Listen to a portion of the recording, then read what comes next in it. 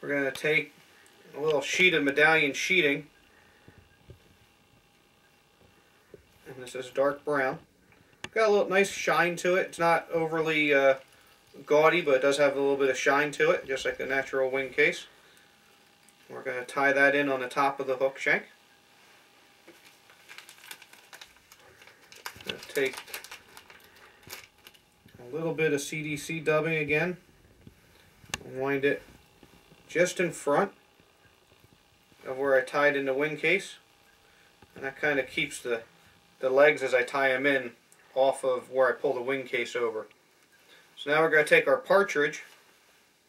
This is Hungarian partridge that I'm using. Pull off a couple fibers, maybe 10 fibers, and we tie them in just in front of the wing case. Trim off the butts.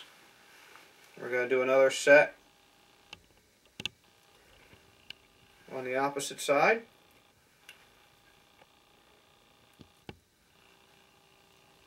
We try to keep everything symmetrical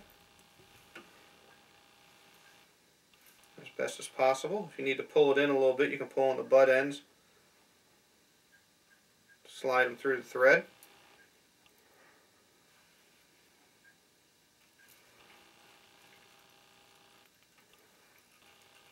Okay. Now we're going to take some more CDC and space out the thorax segments in between the legs.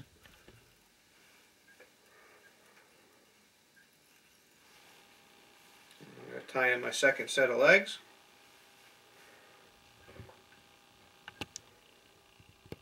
So I'm going to get a few more partridge fibers. Tie them in. Takes a couple different feathers to, if you've got small ones, to do all the legs.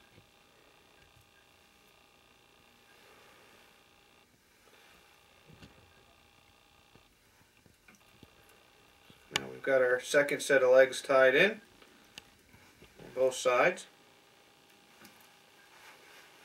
Take some more CDC dubbing.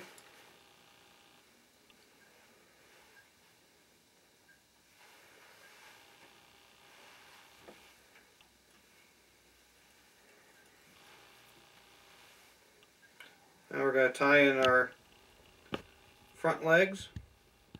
Almost done with the legs here. And the legs are important. They give the fly lots of movement. I'm a firm believer that movement helps catch fish.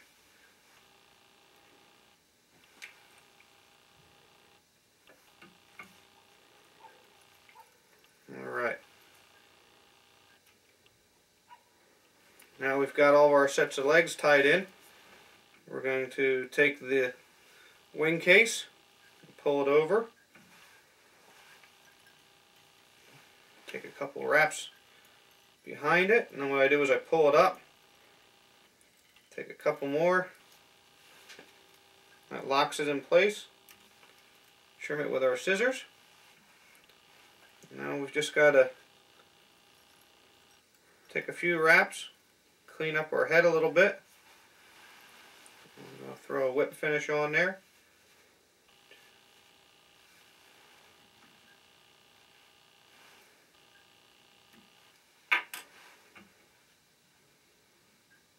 And that's how you tie the GPS Stonefly Nymph. Very effective nymph, and one of my favorites. Now that I've finished tying the fly, I'm going to show you one of the tricks that makes it fish so well. What I'm going to do is I'm going to take my needle nose pliers and I'm going to flatten out the nymph, and what that'll do is it'll help the nymph rock back and forth in the water as I'm fishing it.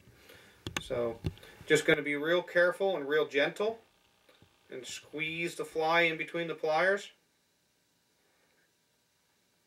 and that gives it a nice flat body that lets it rock back and forth. And the next thing I'm going to do is I'm going to take this gun cleaning brush and I'm going to just run it real lightly underneath the fly and fuzz up that CDC dubbing and pick it out.